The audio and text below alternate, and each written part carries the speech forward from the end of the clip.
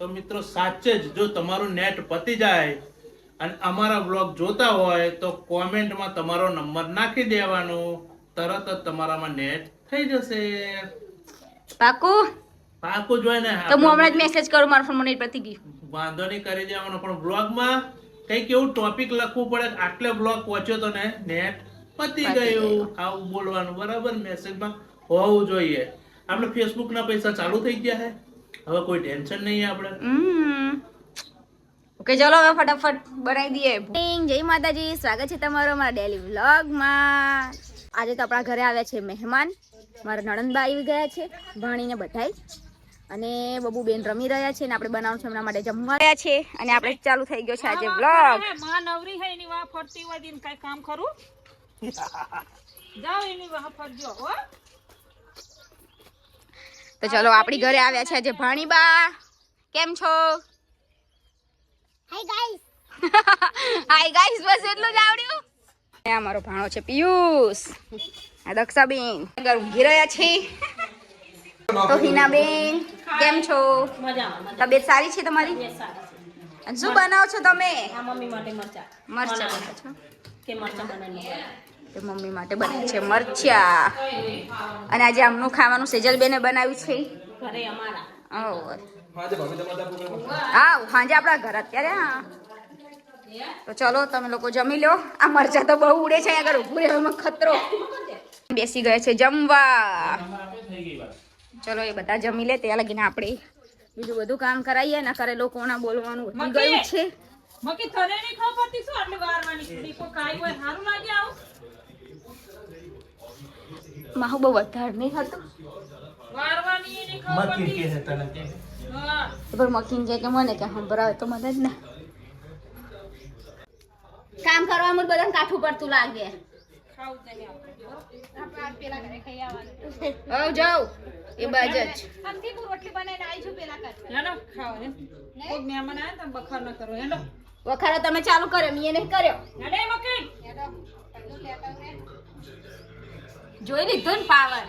અને મન કે હે ને તો રહેવાના છે. અમે તો રહેવાના જ દક્ષાબેન ને જાય છે હો કેમ કે અમને ઘરે જવું પડશે.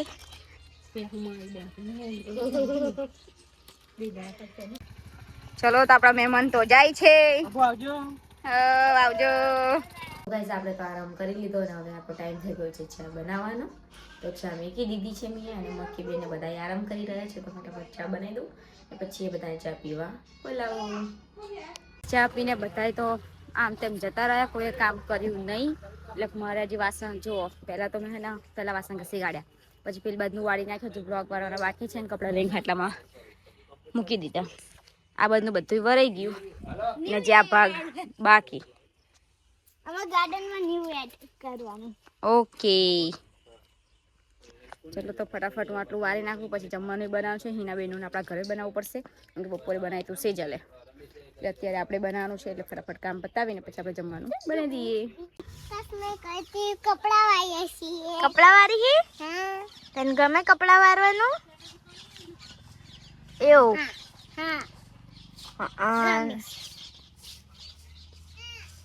મેં 2 સાડી સીવા મૂકી હતી, સિવાઈ ગઈ છે. અને પેલી જવાન લાઈન મંગાવીને ફિટિંગ કરવા હું આપીને આવી. જો આ 2 સાડી મારી સિવાઈ ગઈ. એક આ ને એક આ. ચલો હવે ખીચડી મૂકી દઉં. હિનાબેન કહે છે ખીચડી બનાવ, દાળ ભાત નથી ખાવા, તો આપણે ખીચડી મૂકી દઈએ. આજે તો માહુ ઘરે જ છે, એટલે આજે રસોઈ એ સંભાળે છે કેમ કે એમને આ બધું મહેમાન આવ્યા હોય એટલે એ જ ખાવા બનાવે. એમના હાથનું જ બધાને ભાવે એટલે એ બનાવે છે કઢી. અને મેં બનાવ્યું છે, શું બનાવ્યું છું, બટેકાનું ને બટાકાનું શાક. ને મારા માટે ડુંગળીનું શાક બનાવશે હવે, જે મને બહુ ભાવે છે. એ તમે જ તો ચલો માહુ બનાવે છે કઢી. ત્યાં સુધી આપણે પેલા ઘરમાં જતા આવીએ કેમ કે આજે સવારના આપણે ઘરે ગયા નથી. તો ચલો જઈએ ફટાફટ આપણે ઘરે. આપણા વ્યુઅર્સને એક ઓફર આપવાની. આપણો કેવી ઓફર? જો આપણા વિડિયો જોતી વેળાએ એમનું નેટ પતી જાય ને તો નેટ કરી આપવામાં આવશે. આપણે નેટ ફ્રીમાં કરી આપવાનું. પણ પ્લીઝ લાઈક કરો, સબસ્ક્રાઇબ કરો. અને શેર કરવાનું ભૂલવાનું નહીં. તો જ ખાઈ લીધું બાબા ભાઈ? શું કરો છો સેજલ બેન? બેન કરે છે સાફ સફાઈ લાગ્યા તો. જમવાનું બનાવી દીધું? હા. મારે આવું જ છે હો સેજલ. મારે આવું જ પડી. ચાલો તો હું હવે ફટાફટ રોટલી ને એવું કરી નાખું. હિના બેને એમને ત્યાં ખાવાનું છે એટલે ફટાફટ બનાવી દઈએ. ઓય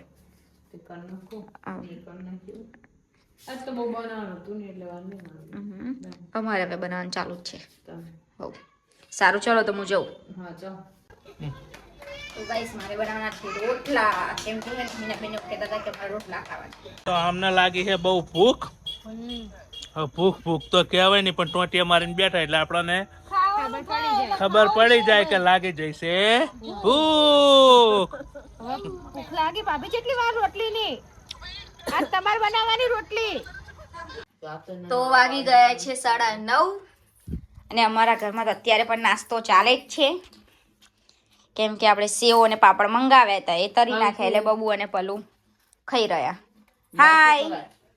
અને મોટી બેન બનાવે છે રોટલી, કેમ કે સુરેશજી આવી ગયા છે.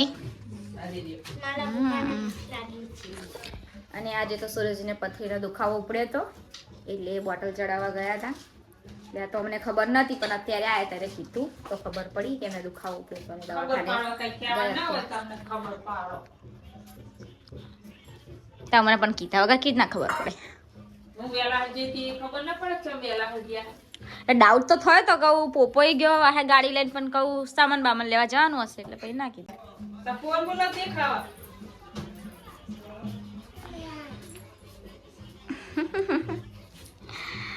ચાલો તો સુરેશજી આવે એટલે સુરેશજીને પૂછીએ આપણે. સુરેશજીને ચડાયા હતા બોટલ, જોઈ લ્યો કેવું ફેર પડી ગયો ને તમને. હા ચલો તો સુરેશજીને ફેર પડી ગયો છે અને બબુબેન એમની જોડે ખાઈ રહ્યા છે. હવે ભમરા આવી ગયા અમારા ઘરમાં, ભમરાનો તરાસ છે. ચલો મળીએ તમને કાલે. બાય, ગુડ નાઇટ, જય માતાજી.